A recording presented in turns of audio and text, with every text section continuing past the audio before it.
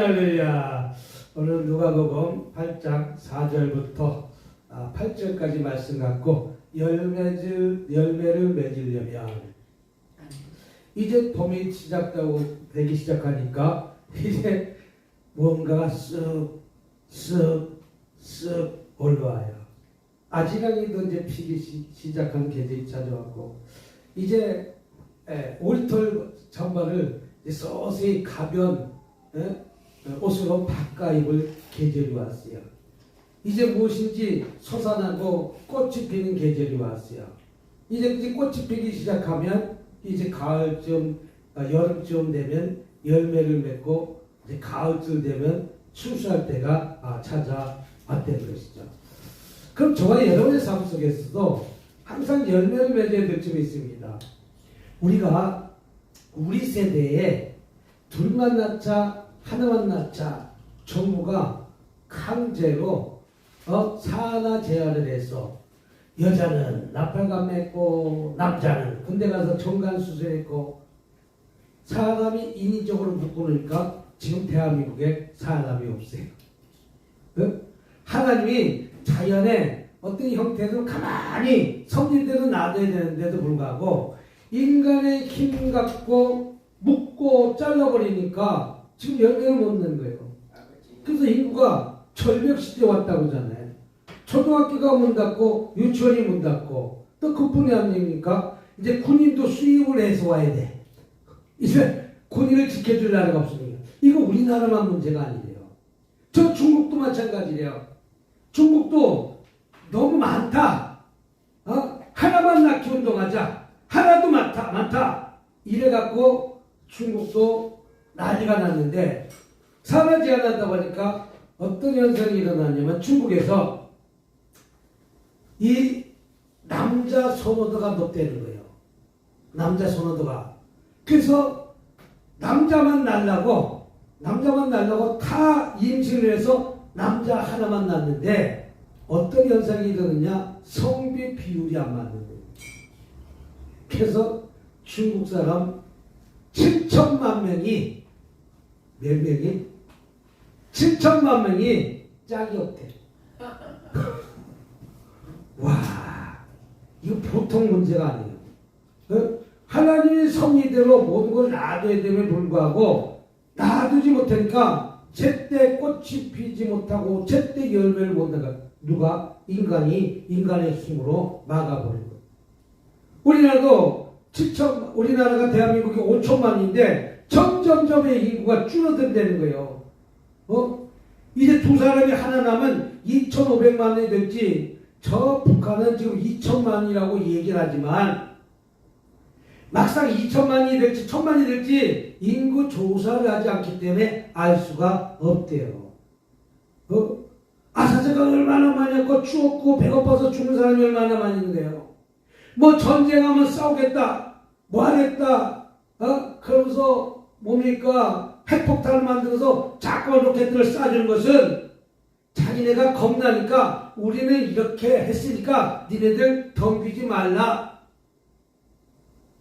독사가 나한테 덤비지 말라 하면서 독을 뽑는 거와 똑같다는 거예요.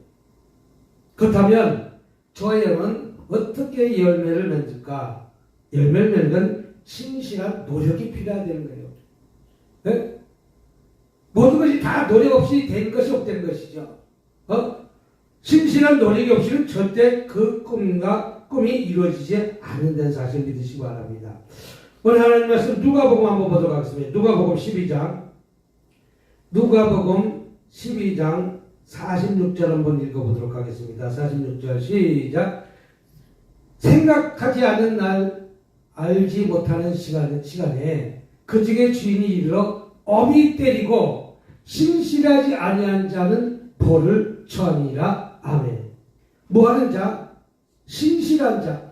오늘도 이 대한민국에도 예수 믿는 사람 수많은 사람들 중에 많은 사람도 있지만 신실한 자를 찾는다는 것이죠. 진실한 자를 찾는다는 것이죠. 깨끗한 자를 찾는다는 것이죠. 성결한 자를 찾는다는 것이죠. 어느 때가 생각지 않은 날 알지 못한 시간에 그 주인이 이르러 어미 때리고 신실한 자는 받을 벌에 처리라. 왜? 주님이 맡긴 달란트가 있는데도 불구하고 내가 그 달란트를 감당하지 못한 신실하지 않은 종들이 많아요, 안 많아요? 많다는 거예요. 가정도 마찬가지요. 내가 결혼했으면 남편은 때를 얻든지 못 얻든지 무조건 바깥에 나가서 알바를 하든지 일거리를 하든지 뭐 하든지 돈을 벌할 권한이 있어요, 없어요? 그 권한이 있었음에도 불구하고 왜 가정이 파탄나는가? 도박하고 음주하고 마약 중독자가 되고 알코올 중독자가 되고. 아니, 결혼했으면 내가 그 결혼에 대해서 충실한 의무를 다해야지. 예? 충실한 의무가 뭡니까? 두 부부가 한 몸이 됐다면 그들이 서로가 존중하면서 서로가 잘 지킬 걸 지키면서 일을 해야 됨에도 불구하고 지킬 걸 지키지 않고 내 멋대로 내 뜻대로 사니까 알코올 중독자가 돼서 죽어버리는 거예요. 그러면 그 상대 결혼한 여자는 뭐냐 이거죠. 결혼한 여자는 뭐냐. 남편의 도리로 신실하게 정직하게 이렇게 살아야 될 불구하고 부도덕하게 사는 결과가 가정이 파탄이에요. 경제도 마찬가지입니다. 경제도 나를 맡겨놨더니 그 나르더니 네 돈이냐 내 돈이냐 그건 막 쳐먹는 사람이 있어요. 내 것이처럼 쓰는 사람이 있어요. 그러니까 가게가 어떻게 돼요? 나중에 구멍이 나는 거 아니겠어요? 그럼 어떻게 됩니까? IMF가 두 번 다시 오심하려는 법이 어디 있는 것이죠. 가정도 그렇고 사업하는 사람도 그렇고 사업하는 사람 도둑놈 하나 들어오면 그 사업이 망한다는 거예요.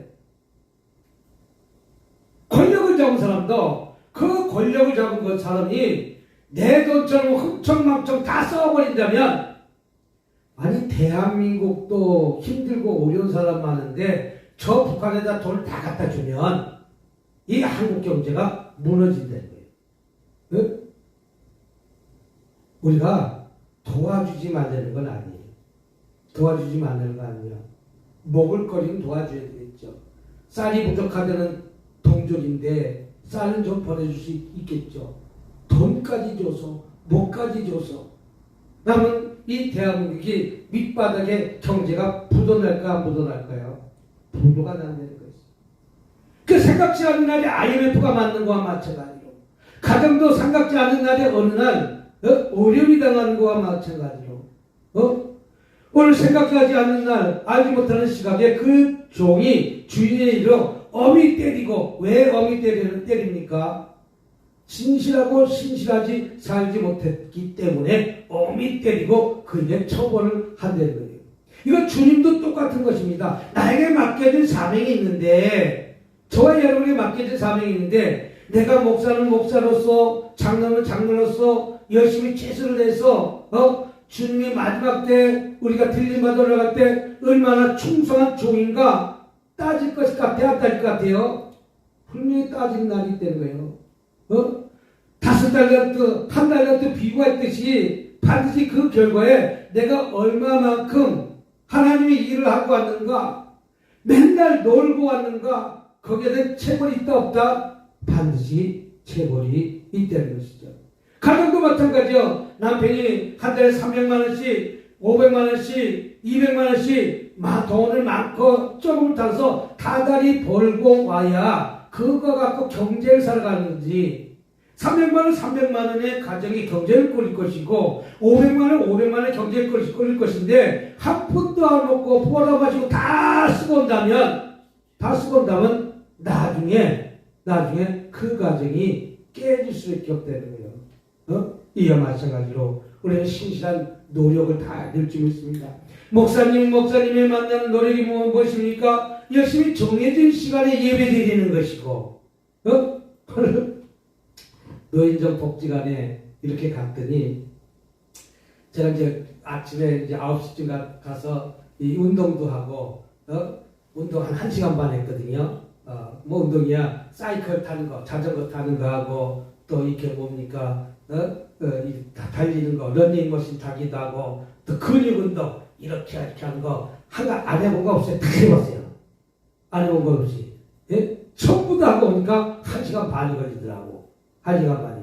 그거 하려고 밥 먹을 시간이 한 30분 남아갖고, 탁구장도 봤더니 탁구 치는 사람이 꽉 차 있고, 당구장, 노인정 탁구장 얘기하는 거예요. 다 그냥 무료로 하는 복지관에 또 당구 따위가 5개인가 있는데 사람도 꽉 차서 당구 치는 어르신도 있고 꽉 차 있더라고. 탁구장에도 보니까 꽉 차 있더라고. 또 옆에 바둑하는 데 가보니까 바둑하는데도 두 사람이 앉아서 바둑 두고 앉아 있더라고.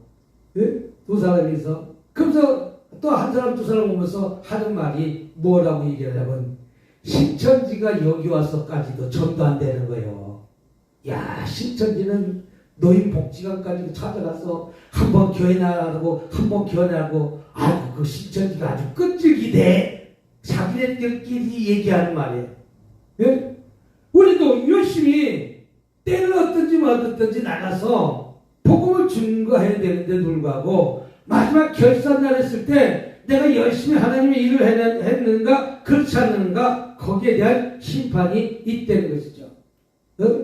그러니까 우리는 신실하게 내게 가진 달란트가 최선을 다해서 책의 것을 이루시길 주님으로 축복합니다. 두 번째는 고린도전서입니다. 고린도전서 4장 17절 한번 보도록 하겠습니다. 고린도전서 4장 17절 시작. 이로 말미암아 내가 주 안에서 내 사랑하고 신실한 아들 디모데에게 너희를 보냈으니 그가 너희로 하여금 그리스도 예수 안에서 너희 행사 곧 내가 각 교회에 가르치는 것을 생각나게 하리라. 아멘. 바울은 어떻게 생각하면 디모데를 갖다가 신실한 자로 찾고 찾은 종이라고 생각하고 있습니다. 그래서 항상 디모데를 갖다가 위에서 일하고 기도해 주는 사람이었다는 거예요. 누군가가 스승이 있다는 것이죠. 저 여러분들도 누군가가 스승이 있었기 때문에 어린이 자리에 온 것 아니겠습니까? 근데 바울은 어떻게 말씀을 하고 있는가? 이러면 내가 주 안에서 내가 사랑하고 누구 안에서 사랑하고 주 안에서 사랑하고 또 신실한 아들 디모데를 신실한 아들처럼 생각하는데 그가 열심히 바울이 하는 일에 자루나 치우치지 않고 오로지 그 일을 묵묵히 감당했다는 거예요. 내가 맡은 일을 어떤 일을 맡아서 했던 것은 그 주인이 흡족하게 한 것을 신실하다고 생각해요. 예? 우리가 이렇게 일을 한다면 요령꾼 있잖아요. 요령꾼. 일을 하다 보면 대충 하는 사람도 있잖아요. 남의 일줄 처삼지 몰초하듯이 일하는 사람이 있잖아요. 바울은 오늘 디모데를 보고 그렇게 생각하지 않았다는 거예요. 예? 주 안에서 내가 너를 사랑하고 신실한 아들 디모데를 너에게 보냈으니 내가 이렇게 믿음 갖고 아들같이 생각하고 내가 디모데를 갖다가 이렇게 생각하면서 내가 디모데가 나랑 똑같이 너희들이 그렇게 생각하라 이 뜻입니다. 얼마나 인정받았으면 따라합시다. 인정받읍시다. 하나님한테 인정받고 예수님께 인정받고 성령님한테 인정받고 또 아내한테 인정받고 남편한테 인정받아야 되는데 인정받지 못하니까 어떤 생각이 들어요? 부부지간에도 인정받지 못하니까 의무증, 의처증이 들어요. 왜 자기는 항상 의무증, 의처증만 봐왔으니까 이 생각이 나를 힘들게 하는 거예요. 엄청 이게 정신병이에요. 여러분 의무증이 얼마나 무서운 병이고 의처증이 얼마나 무서운지 몰라요. 내가 그를 다른 쪽에서 보았으니까 내 아내도 그럴 것이다. 내 남편에도 그럴 것이다. 인정하지 않는 거예요. 그럼 누구만 괴로워? 내가 괴로워. 이 의무증, 의처증은 누가 괴로우면 내가 괴로운 거예요. 바울사는 디모데를 갖다가 내가 신실한 아들, 이 아들은 너무나 착하다는 것이죠. 너무나 경건한 삶을 살야 되는 것이죠. 내가 바로 디모데를 인정하니까 내가 사람을 보냈으니까 너희도 그를 나처럼 나를 대하는 것처럼 해줘라 이 뜻입니다. 이런 자를 갖다가 우리는 신실한 자, 우리 그렇게 신실하게 노력하는 자, 내가 어떤 일을 맡았으면 어떤 일을 맡았으면 정직하고 깨끗한 일을 간혹 갖다가 부도덕한 사람들 찾아오기도 합니다. 부도덕한 사람들, 돈 떼어먹은 사람들 찾아오기도 합니다. 이 문제가 어떻게 끝날 것 같아요? 저한테 물어봐요. 부정을 저지른 사람은 반드시 대가가 있어요. 근데 대가가 없는 것처럼 그냥 지나갈 거다. 아니에요. 우리가 빨간불에 빨간불을 건너가면 뭘 받아요? 딱지를 받아요. 딱지가 어린이 보호구역의 빨간불에 건너가면 따블이에 따블. 반드시 페널티를 받는 거예요. 그럼 내가 남의 돈을 갖다가 내가 일하지 않는 대가를 갖다가 추가 수당이라고 일을 해서 받아냈다면 나에게 페널티가 올까 안 올까요? 와요. 뭐예요? 어떤 페널티가 옵니까? 감봉이 오든지 한 달간 월급을 다 주지 않든지 어떤 징계가 반드시 온다는 거예요. 왜? 너가 부도덕한 일을 저질렀기 때문에. 뭐한 일을 저질렀기 때문에? 부도덕한 일을 저질렀기 때문에. 그와 마찬가지로 우리는 열매를 맺기 위해서, 전도를 하기 위해서 나부터 디모데처럼 신실하게 이 세상에서 복음을 증거해야지 그들이 주님의 품으로 오는 것이지, 내가 부도덕한데 어떻게 그들이 주님의 품에 오겠습니까? 네? 신천지가 그렇게 많이 전도해도 야 그것들 신천지 이단, 세상 사람들 신천지 이단이라고. 응? 그럼 거기에 모순이 있다는 거야? 안 있다는 거예요? 모순이 있다는 거예요. 정직하게 바른 길로 가야 됨에도 불구하고 바울이 디모데를 사랑한 것처럼 신실한 아들로 바라보는 것처럼 저와 여러분들도 신실한 진실한 사람이 되시길 주님을 축복합니다. 빨리요. 그렇게 하나님께 인정받을 거 아니겠습니까? 하나님의 종에게 인정받아야 될 거 아니겠습니까? 디모데는 그런 삶을 살았던 것이요. 그래서 내가 너에게 보내니 너희라고 그 사람 예수 안에서 나의 행사 권대가 각 교회 가르치는 것을 생각나게 하리라. 그 정도로 내가 인정하니 그들을 받아줘라. 이렇게 얘기하는 것입니다. 저와 여러분의 삶 속에서도 신실한 노력이 필요할 줄 믿습니다. 이건 부부관계도 마찬가지예요. 부부관계도 남편이 300만 원씩 400만 원씩 월급 받으면 진짜 감사한 거예요. 안 갖다 주고 자기 혼자 다 써버린 사람도 있어. 안 갖다 주고 돈 갖다 주면 진짜 여보 한 달간 돈 갖다 줬어. 수고했어 여보. 여보 진짜 수고했어. 근데 당연한 걸로 받는 수가 있거든요. 그게 아니라 이것이죠. 그 남편은 그 돈 받기 위해서 무지 소리를 들어가면서 구사리도 먹어가면서 진짜 입에 뱉지 못하는 어떤 모욕감도 느끼면서 그 돈을 벌었을 것이라고. 그 가정을 위해서, 누구를 위해서? 가정을 위해서. 어떤 사람은 그 돈을 벌어갖고 한 푼도 갖다 주지 않고 지 혼자 다 쓰고 지 혼자 다 쓴 사람이 있다는 것이죠. 그렇게 개차반처럼 사는 사람도 있다는 것이죠. 그럼 우리 그런 사람 보고 내 남편이 아주 정직한 사람이라고 합니까? 우리는 그렇게 열매를 맺기 위해서 신실한 노력이 필요하게 될 줄 믿습니다. 내가 전도도 마찬가지입니다.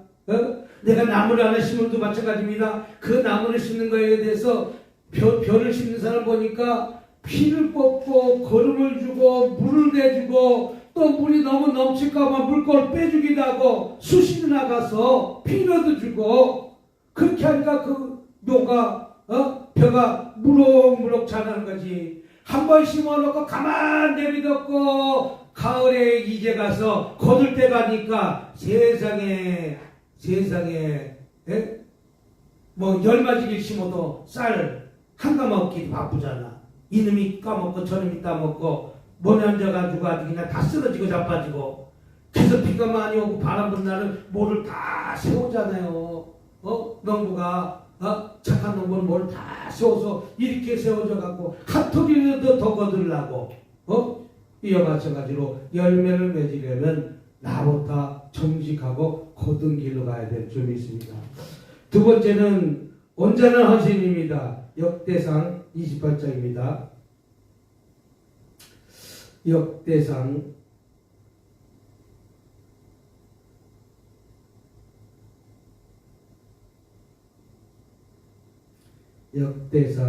28장 9절 한번 보도록 하겠습니다.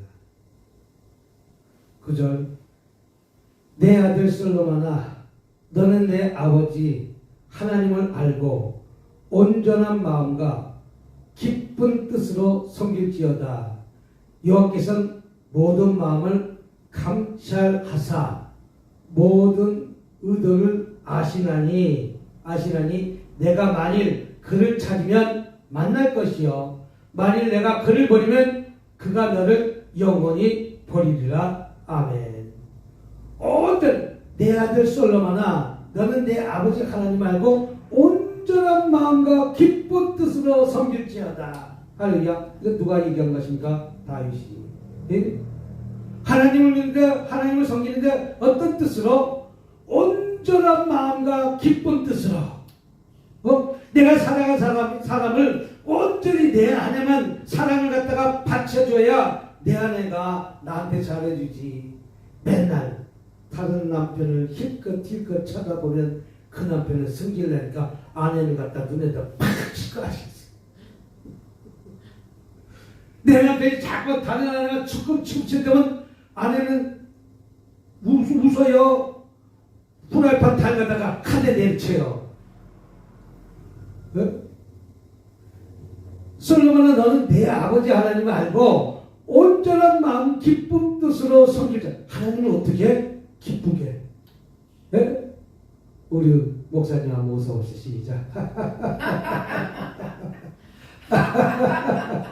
소리 내서 웃어보세요. 하나님 어떻게? 온전한 마음과 어떻게? 기쁜 마음으로. 그래서 항상 뭐하라? 기뻐하라. 항상 기뻐하라. 내 아들 솔로몬아 너는 내 아버지 하나님을 알고 하나님을 아는데 하나님 어떻게 알아야 된다? 온전히 아는 게 올인하는 거 올인. 예? 완전히 그냥 올인하는 거예요. 세상에 뭐 무슨 파는 아주 그냥 저 북쪽에 대해서 온전히 알고 있어 아직까지 그들은 그렇게 하잖아요. 온전히 하나님을 온전히 알고 처삼촌 벌초하듯이 아는 게 아니라 온전한 헌신. 응? 우리가 어디 갔어요? 어떤 일에 온전하게 헌신한 자는 눈에 보여요. 그 사람들을 진급시켜주는 거예요. 그 사람들이 뿌리 높여주는 거예요. 내가 어떤 것을 목적을 이뤘다면 진급을 목적을 이뤘다면 내가 온전히 거기서 올인해야 내 하시는 모든 분들이 나를 갖다가 직급을 높여주는 거예요. 내가 장로님까지 됐다면 장로님 위치했다면 얼마나 그 교회에서 온전히 헌신했기 때문에 장로님 직분 받은 거예요. 여러분 장로님 직분 괜히 준 거 아니에요? 옛날에 김홍도 목사님은 장로님 직분 줄 때 꼭 테스트 했다고 해요. 이제 돌아가셨지만 제가 한 30년 전에 그 설교를 갖다 들었는데 김홍도 목사님은 장로 직분을 줄 때 테스트라고 준다는 거예요. 어떤 테스트인가? 저 사람이 지금 권사님인데 이 장로님 받을 때가 됐는데 이 시험에 합격을 해야지 그냥 줬다가 아직 미리 받을 때가 아닌데 줬다가 장로네 하고서라 거들먹거릴까봐 김웅도 목사님은 장로 직분 받을 때 테스트 한다고 해요. 새벽 2시쯤 전화하는데 새벽 2시쯤 전화하면 전화를 아예 안 받는데 그러면 세목표 XP요. 담임 목사님이 전화가 떴으면 새벽 2시든지 3시든지 받아야지. 안 받으면 X표, 세고표. 또 전화를 받아갖고 딱 받으면 예 목사님, 김권사, 네, 예? 목사님 어쩐 일이 이 새벽 2시에 전화하셨습니까? 내가 급한 일이 있는데 내가 다른 사람한테 전화하지 않고 김권사님한테 전화하니까 지금 당장 1억을 갖고 내 사무실로 오게나. 그렇게 테스트한다는 거예요. 근데 예 알겠습니다 목사님, 지금 내가 당장 그 돈 맞춰갖고 목사님 사무실로 가겠습니다. 그러면 동그라미. 근데 어떤 사람은 목사님 지금 새벽 2시에 은행문도 닫혔고 내일 아침 돼야 그 문제를 해결하든지 어떻게 하든지 빌릴 수도 없습니다. 목사님 며칠만 더 기다려보세요. 제가 해가겠습니다. 그러면 세고표. 근데 그 돈을 갖다가 내가 필요해서가 그런 것이 아니라 내가 그분을 마지막 장로의 직분을 테스트하는 과정에서 저분이 온전히 교회에 헌신할 수 있는 자가 아닌가. 김홍도 목사님은 테스트한다는 거예요. 근데 그 시간에 2시에 왔는데도 이리 쫓고 저리 쫓고 막 쫓아다니다가 담임 목사님이 새벽기도회를 찾아서 목사님 내가 다 쫓아다녔는데 지금 당장 구한 것은 5천만 원밖에 가져오지 못했습니다. 내일 은행문이 열리는 대로 아침에 은행문 열리도 다시 갖고 오겠습니다. 그 다음에 동그라미 무조건 장로 직분 준다는 거예요. 응?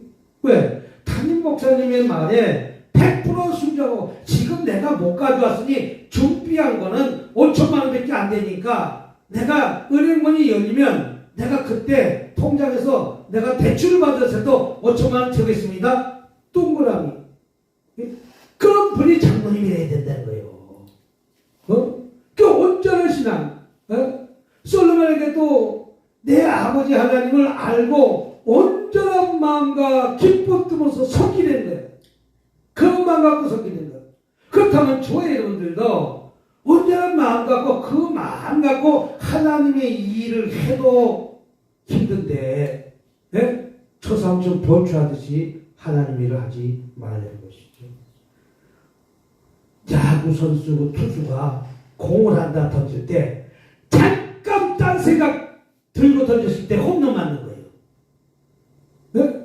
아차 이거 잘못 던졌다. 그러면 딱 하고 맞으면 그 볼이 홈런 나가는 거예요. 그래서 야구 선수는 그 하나의 공을 갖다가 던질 때 최선을 다하고 오로지 치고 빠른 속도로 그들에게 뿌리는 거예요. 다른 거 아이고 오늘 아니하고 싸우는 것도 생각하고 감독한테 혼나는 거 생각하고 이런 잡생각을 갖고 야구선수가 올라가는 거 아니라는 것이죠. 저 타자를 내가 어떻게 하면 삼진으로 잡을까 무엇을 잡을까 그런 마음으로 최선을 다해서 오로지 저 타자를 잡는 그 과정에 올라가서 최선을 다하고 최선을 다해서 뿌리는 것이죠.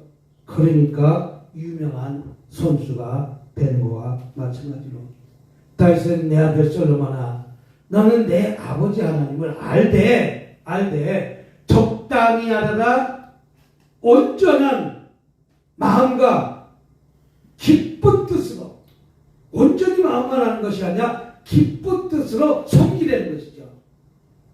여호와께서는 우리의 모든 마음을 뭐 하신다? 감찰하고 계시니까. 우리 머리털도 뭐 하고 계시니까? 세시고 계시니까 그런 마음으로 섬기는 거예요. 그래야 하나님의 축복이 있고 하나님의 열매가 있는 것입니다. 응? 나의 행동은 그렇지 않게 살면서 하나님의 축복만 바라보고 사는 거예요. 오늘도 아까 들어오기 전에 전화가 왔습니다. 목사님 제가 귀신이 그렇게 자꾸 드네요. 어떤 귀신 그럼 자꾸 귀신 얘기하는 것도 귀신 얘기하는 것도 잘못하면 이단이에요. 예? 우리가 침례를 받고 세례를 받으면 내가 지난 날에 내가 모든 죄를 다 사함 받았어요, 안 받았어요? 사함 받은 거예요. 근데 자꾸만 조상죄, 무슨 조상죄, 몇 대 조상죄, 무슨 죄, 내 그 얘기만 하는 거예요. 그 죄에 묶여갖고 우리는 한 발짝도 앞으로 나갈 수 있어요, 없어요? 없어요. 내가 왜 우리는 내가 징계받고 세례받고 난 다음에는 모든 죄는 깨끗이 없어진 거 안 없어진 거예요? 없어졌어요. 그럼 지금 우리는 무슨 죄를 회개해야 돼요? 내가 살아가면서 작은 죄, 혈기 낸 죄, 내가 부도덕한 죄, 내가 하나님 앞에 나가는데 거룩하지 못한 그런 죄를 회개하는 거예요. 근데 내가 태어나기 전까지 죄를 갖다가 회개하고 앉아있네. 내 아버지, 할아버지 때 저 10대주 할아버지, 우상, 성인, 제사 지는 것까지도 회개하고 있네. 내 30대 할아버지가 제사 지는 것을 갖다가 우리가 세례받고 난 이후에 모든 죄는 다 없어졌어요? 안 없어졌어요? 세례는 무엇입니까? 내가 죽는 거예요. 깨끗이 제사 받는 거예요. 그러면 그 제사 받고 난 이후에, 세례받고 난 이후에, 우리 또다시 죄를 저질래, 안 저질래요? 안 저지르면 딱 한 분, 예수님. 그분 아니고는 우리는 반복해서 죄를 또 짓는다. 왜? 남편이 나를 힘들게 하면 눈을 째려봐, 안 째려봐요? 밥을 회개 안 해줘요? 그러니까 그런 죄를 회개하는 거예요. 내가 그럼에도 불구하고 미워하지 말라고 그랬는데 내가 지금 뭐 했어요? 미워했잖아. 내 남편이 내가 월급 안 준다고 니도 월급 안 줬으니까 나도 너 밥 안 줘. 그래도 안 줘도 밥은 해줘야 돼, 안 해줘야 돼? 해줘야 돼. 그게 예수님의 마음이에요. 그게 내 마음을 넓힌 것이죠. 그렇게 온전한 마음으로 기쁜 뜻으로 여호와를 섬기는 것이죠. 우리가 여호와께서 우리 마음의 모든 것을 감찰하신다고 해서 안 감찰하셔요. 우리 심령 태부까지 우리 예수님은 하나님 아신다, 모르신다? 알고 계신다. 아시지요,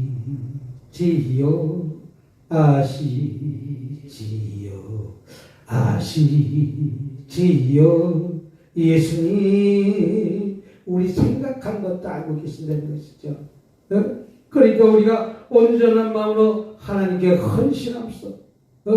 사람 세상 임금한테 온전한 마음으로 헌신한 것, 우리는 그걸 아브라, 세상 임금한테 하는 것을 아브라고 해요. 그러니까 그 사람들은 출세길을 한 단계 올라가는 거예요. 세상의 임금한테도 아부하니까 한 단계 올라가는 거예요. 왜? 세상의 임금한테 아부하니까. 온전하게 아부하니까. 근데 이 세상의 임금한 게 아닌 것이 아니라 하나님께 그렇게 하면 하나님이 우리 마음을 감찰하신다. 마태복음, 두 번째 마태복음.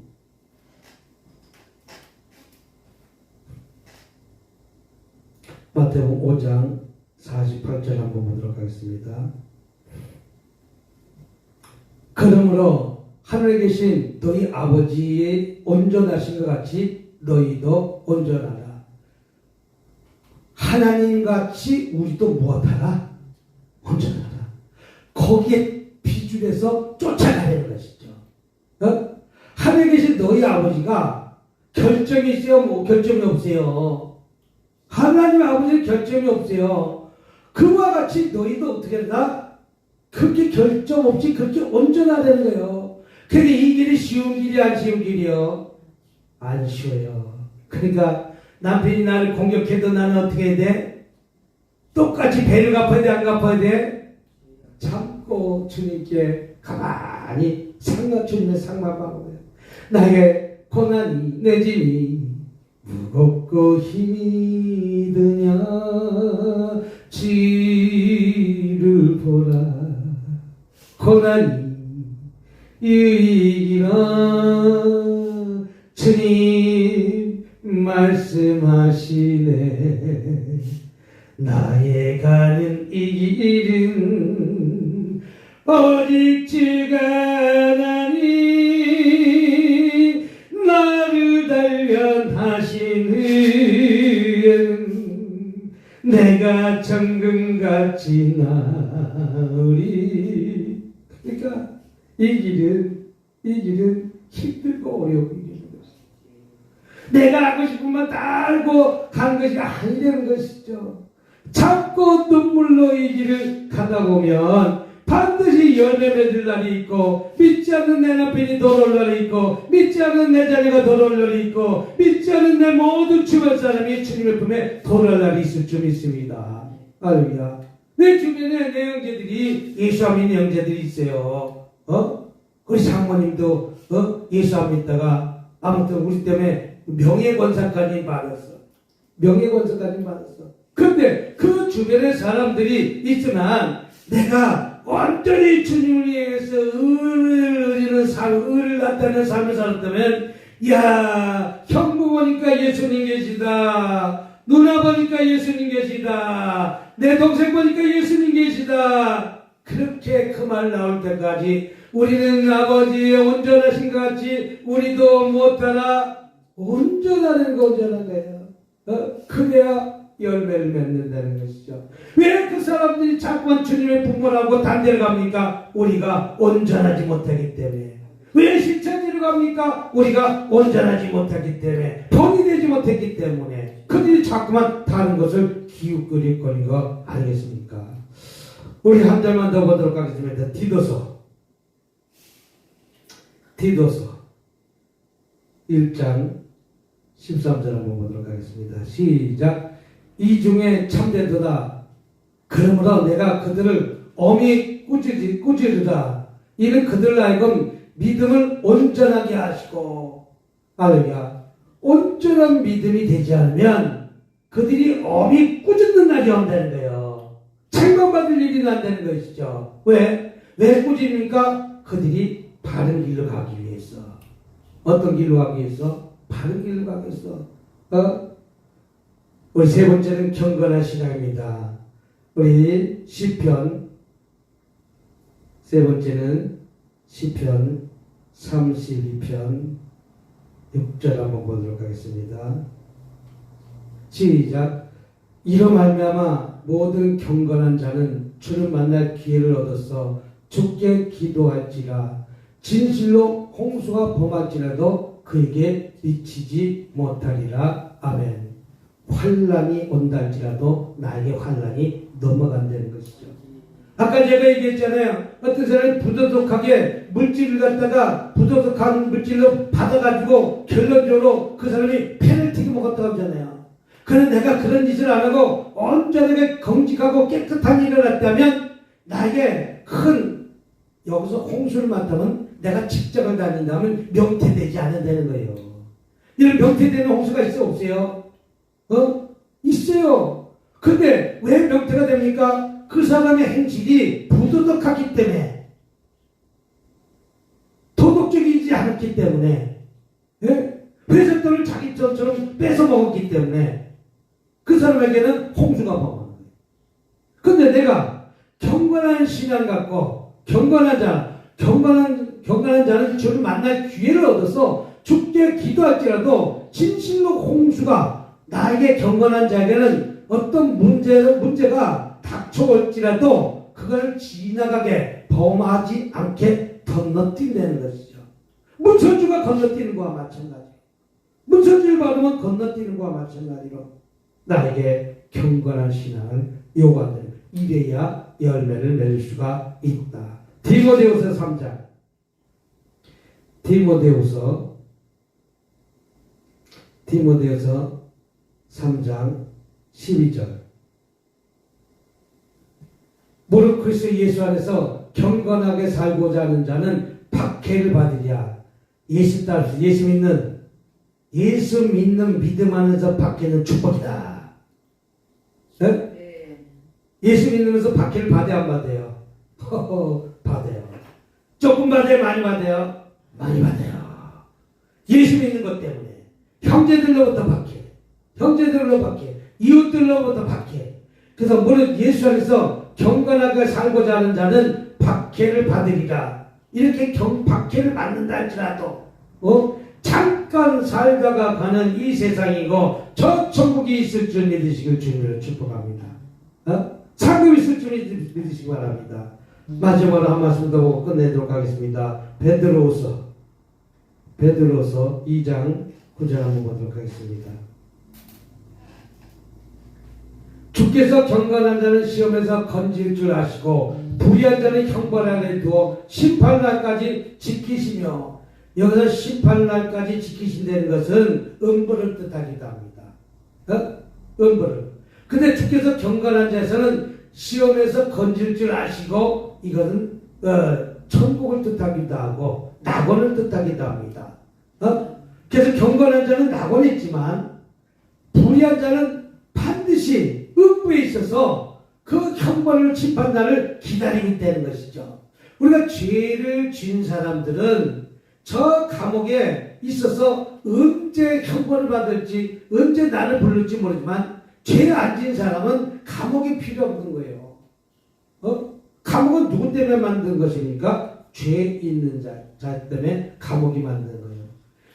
하나님도 마찬가지입니다. 하나님도 예수 믿는 자는 저 낙원에 있는 것만, 부자와 나사로의 비유를 가만히 보면, 부자는 이 세상에서 잘 먹고 하나님 모르고 내 고집대로 내 뜻대로 살다가 이제 음부에 들어갔어요. 부자가 음부에 들어갔다는 심판날만 기다린 거예요. 저는 항상 중에 음부를 봤어요. 음부의 지옥을 봤어요. 지옥을 봤는데 그 지옥은 어떤 거냐? 축구장만한 가마솥이에요. 축구장만한 가마솥이 있는데 다이빙틀이 있어. 다이빙틀이 축구장 가마솥에 우리 물에 뛰어내리면 이런 다이빙틀이 이렇게 딱 있잖아요. 이 다이빙틀이 딱 있어요. 근데 한 사람이 다이빙틀에 탁 나가서 제일 끝에 서 있는 거예요. 이 다이빙틀이 이렇게 있으면 이 다이빙틀의 끝에서 이렇게 서 있는 거예요. 근데 하나님이 묻습니다. 누구한테 묻는가? 이 사람한테 묻는 것이 아니라 예수님한테 묻습니다. 아들아, 네가 저 사람 아는 거? 이렇게 물으니까 모릅니다. 그러니까 그 다이빙틀에서 뚝 떨어지는 거예요. 뚝 떨어진 그 다이빙틀에서 뚝 떨어진 것은 뭐냐면 그 가마솥인데 펄펄 가마솥인데 희한하게도 모니터 하나도 타지 않는 거예요.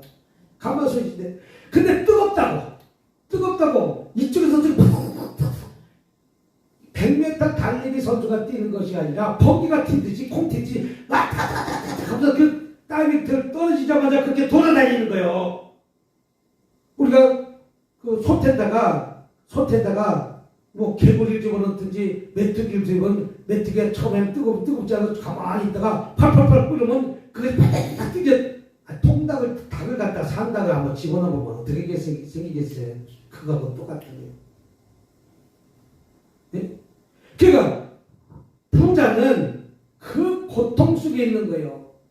너무나 그 고통이 힘드니까 내 혀에다 물 한 방울 떨쳐달라고. 내 혀에다. 근데 아브라함의 옆에 있는 나사로 보고 얘기하는 거예요. 나사로는 너 거기 앉아있으니까 내가 물 한 방울 떨어지라.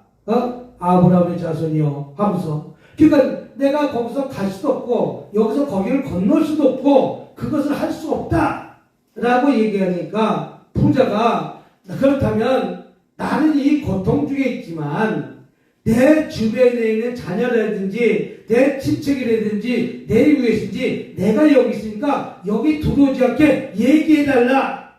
그랬더니 그것도 안 된다. 왜? 그때 선지자의 말을 듣고 네가 하나님을 쫓아다녔으면 네가 그 음부에 떨어지지 않고 낙원에 갈 것이지만 네가 그것을 다 얘기해주면 그들이 음부에 들어올 자가 어디 있는가? 그들이 선택이다. 그것도 안 된다는 거예요. 그래서 내가 살아있을 때 하나님 선지자를 통해서 계속해서 복음을 증거합니까? 안 증거합니까? 말씀 증거합니까? 안 증거합니까? 그 말씀에 따라서 선지자 말씀 따라 네 그 살고 있는 사람이 그 말을 들으면 음부에 떨어지지 않고 낙원에 간다는 뜻입니다. 그러니까 우리는 천국 가는 열매를 꼭 맺는 조합. 여러분이 되시기를 주님의 이름으로 축복합니다. 그래서 주께서 경건한 자는 시험에서 건지실 줄 아시고 불의한 자는 형벌하래도 심판날까지, 이거 심판날까지 언제니까 예수님이 다시 재림할 때까지 나 거기서 묶어두겠다는 거예요. 반드시 예수님의 재림날에 저들이 반드시 갈림길이 있을 줄 믿으시고 오늘 온전한 신앙 갖고 온전한 신앙 열매 맺는 여러분이 되시기를 주님의 이름으로 축복합니다. 할렐루야, 할렐루야, 할렐루야. 우리 찬양하면서 혹시